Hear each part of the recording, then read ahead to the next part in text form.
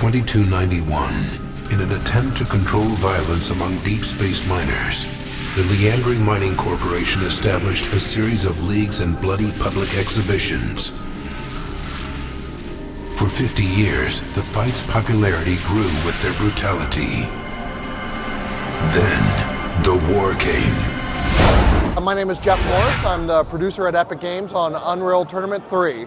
A lot of people know that there was Unreal Tournament and Unreal Tournament 3 and Unreal Tournament 4, but Unreal Tournament 4 in 2004 included all the content from Unreal Tournament 2003. So it really was of that same generation. It really is the third generation Unreal Tournament game, hence the name. Obviously in the third generation Unreal Engine technology. So we really thought that would get the point across that this isn't just another series extension, but the next generation of the game. One of the reasons for the change of the name is also to give people the knowledge that this game really has a storyline now. There's a real single player to it. And so that's something that's fairly new for Unreal Tournaments, more than just a simple ladder match.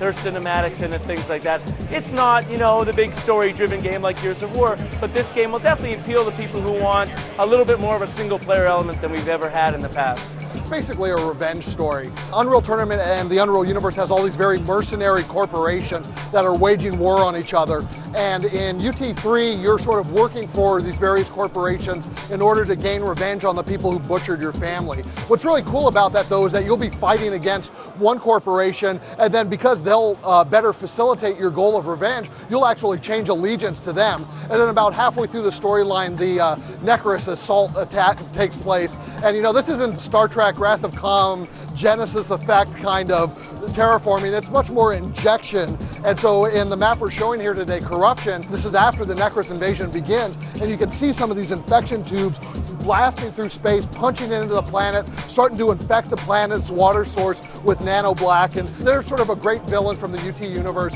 and they're really coming into their own in this one. The Necrus are different this time around because they're sort of these undead assassins, and they're more interested in sort of conquest and evil, for lack of a better term, than anything else. We also confirmed that we're bringing the game to Xbox 360, as we've had a little bit of success on the platform, so we think it's fiscally smart thing to do. We're still, of course, doing the game for PC and PlayStation 3. The technology between all three versions of the game, we hope will be very similar. They're certainly all going to be the same maps, same story, things like that.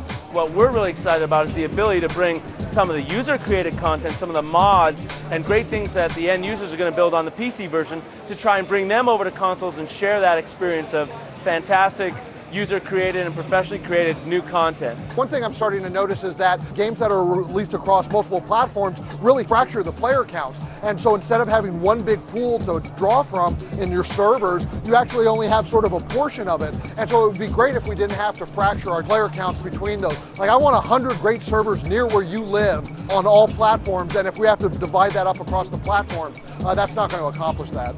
There's certainly no technical reason all three versions can't play together, but there may be a number of different problems that prevent us from doing it.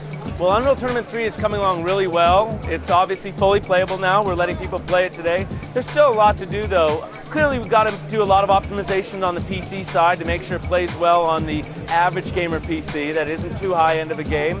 There's obviously a lot to do on consoles. We'd like to ship in 2007 this fall, but if the game's not done, we won't. And that's, again, a promise that Epic makes to every one of its customers, that when you lay down your hard-earned money to buy an Epic game, every single thing in there is going to be fun, polished, and work as advertised. So that's our goal and our commitment to our customers.